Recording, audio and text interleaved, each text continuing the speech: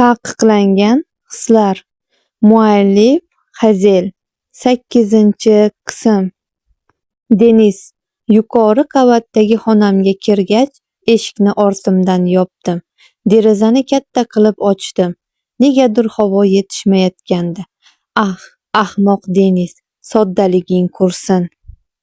Yana o'sha lutuvvoz ablahning gaplariga ishonib o'tiribsan. Yaxtada menga yurakdan gapirgan o'sha yolg'onlarga ishonganimga chiday olmayapman. Allohga shukrki, xato ish qilib qo'ymadim.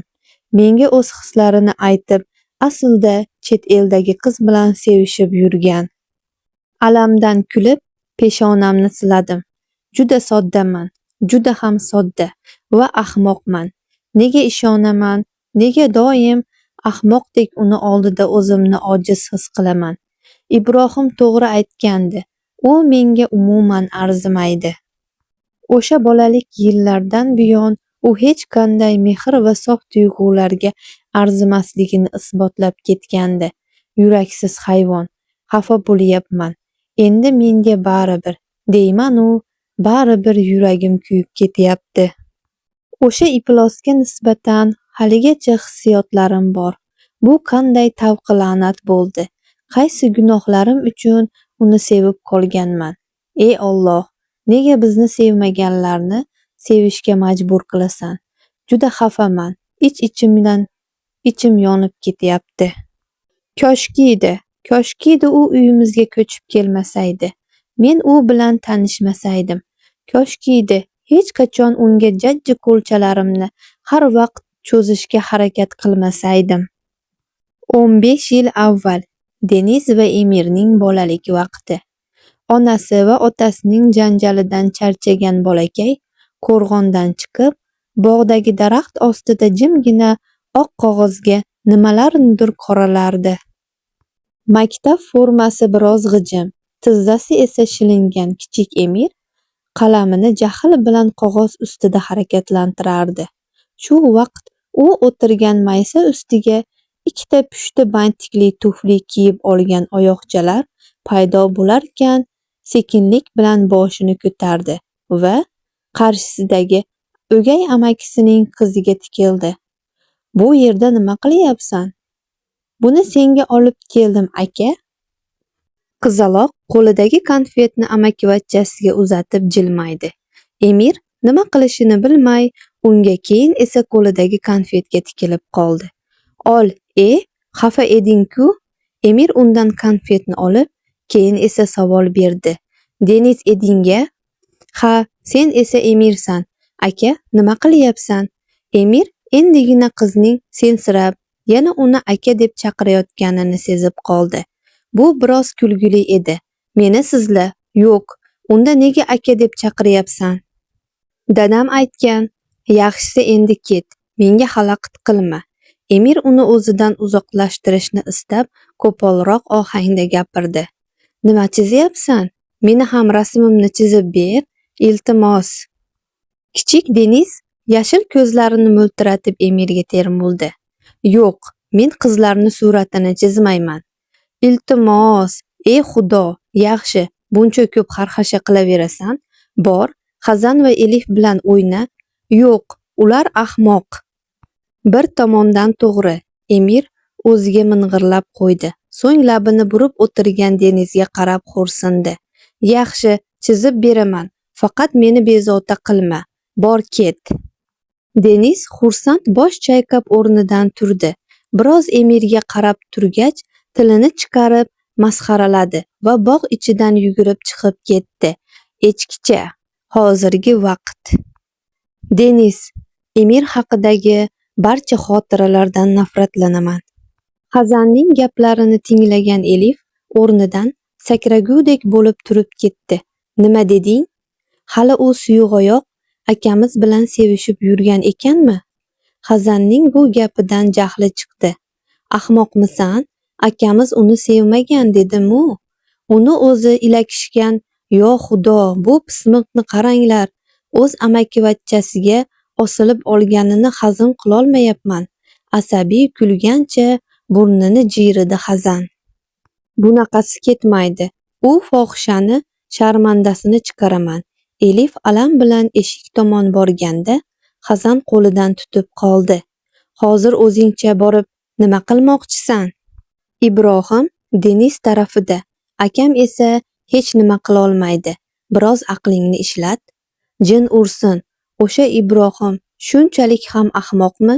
Nahotki Denizning asl basharasini bila turib ham haligacha unga uylanishga tayyor bo'lib o'tiribdi. Yo Xudoyim, yo Xudoyim-ey, ming la'nat o'sha Denizga. Ibrohimga men turmushga chiqishim mumkin edi. Hamma imkoniyatni mendan tortib oldi. Uni o'ldirishni istayman. Tushunyapsanmi? Hazan hozirni o'zida Elif aqldan ozgan telbadek kulishni boshladi. Hozirni o'zida uni chavaqlab tashlashim mumkin. Sekinroq gapir, eshitib qolishadi. Elif jin ursin, o'zingni biroz ushla. Yo'q, bu fohisha jirkanch ish qilar ekan-u, ammo ertakdagi shahzodaga erishar ekanmi? Men esa ikki qo'limni burnimga tiqib qolaveramanmi?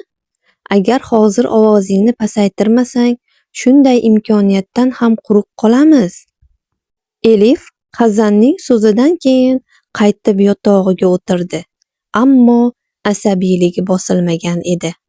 Agar rostdan ham uning o'rnini egallamoqchi bo'lsang, uni yo'q qilish haqida emas, Ibrohim senga uylanishdan boshqa chorasi qolmasligi haqida o'ylashimiz kerak. Nima maslahat berasan? Hazan iljayib Elifning sochlarini qulog'i ortiga o'tkazdi. Maslahatim shuki, hozircha sayohatdan zavqlan. Haqiqiy tomosha esa qo'rg'onga qaytganimizda boshlanadi. Elif Hazanga biroz tikilib turgach, gap boshladi.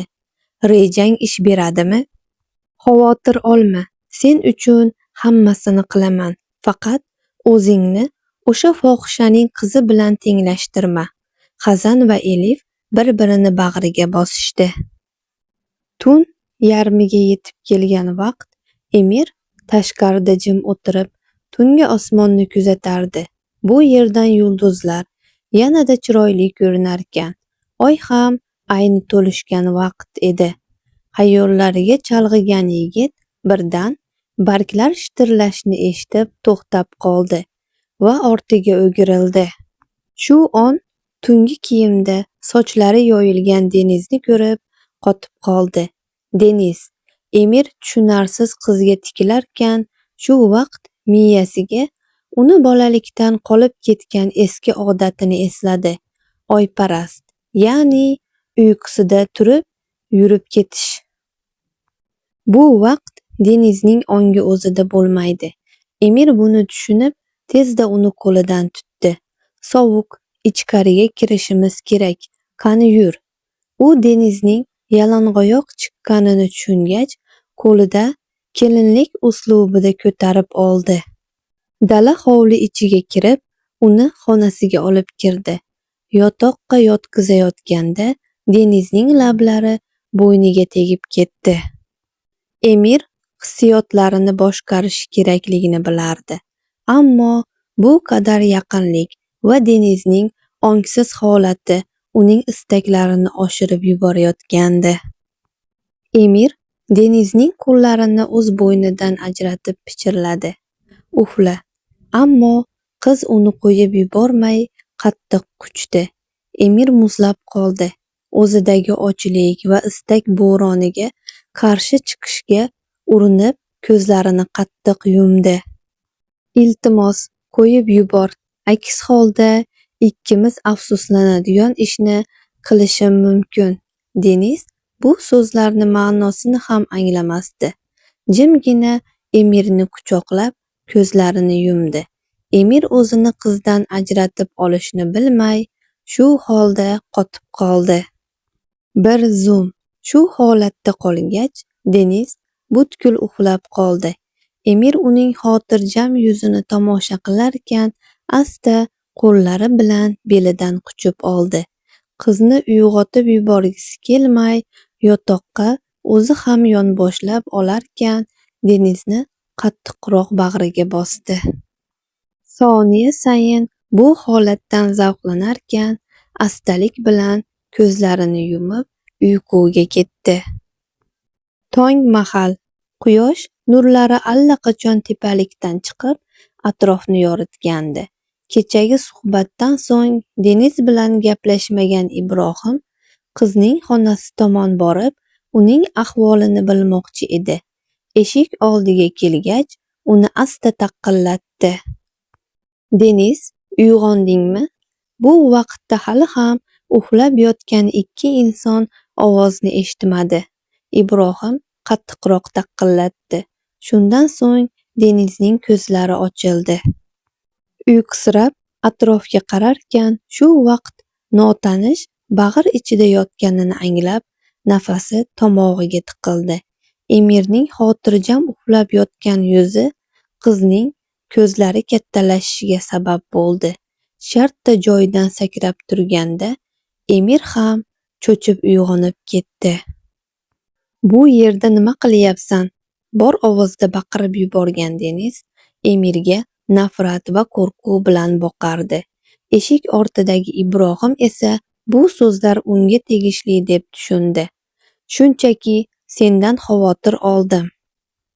Deniz buni eshitib eshikka qaradi va so'ng Emirga talmonsirab qaragan qiz nima qilishini bilmasdi. Kechirasan, men hozir biroz uyqusirab baqirib yubordim. Kechirasan, haligi men kirsam bo'ladimi? Emir sekin yotoqdan turayotgan vaqt Ibrohimning ovozini eshitib to'xtab qoldi. Nima?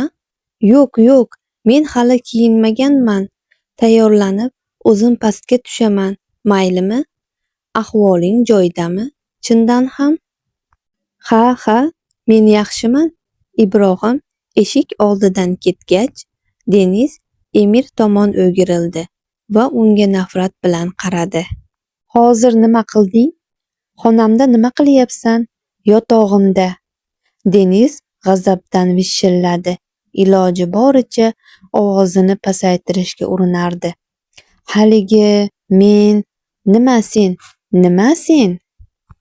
Ovozini balandlashganini sezib, Ibrohim eshitmasligi uchun yana o'zini bosishga urindi. Qanday balosan? Yotog'imgacha keldingmi endi? Unday niyatim yo'q edi, Deniz. Emir o'zini bosib gapirdi. Qanday niyat? Seni ko'rsam nafratim oshib ketadi. Hayotimda ko'rgan eng ablah kimsasan. Shunchalik ham pastkash bo'lasanmi? Chiqib ket xonamdan. Deniz Emirni ko'ksidan itarib tashladi. Emir ham ortiqcha gapirishni istamay eshik tomon bordi. Tashqariga chiqmoqchi bo'lganida zinadan chiqayotgan Elifni ko'rib, tezlikda xonaga qaytib kirdi. Eshikni yopish uchun ulgurmagan vaqt Emir tezlik bilan qizni yuvinish xonasiga itarib eshikni qulfladi va baqirmoqchi bo'lgan Denizning og'zini kafti bilan to'sdi. Bu vaqtda xonaga Elif kirib bo'lgandi. Ibrohim sendan xavotir olgani uchun meni bu yerga chiqarib yubordi.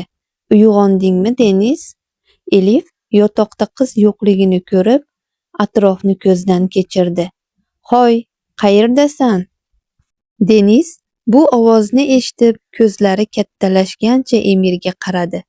Ammo Emir qizning og'zidan kaftini olmay atrofga asabiy qaradi va tezda bo'sh qo'li bilan dush suvini yoqib qo'ydi.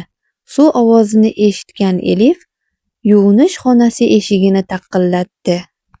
Shu yerdamisan? Eshik qulf ekan.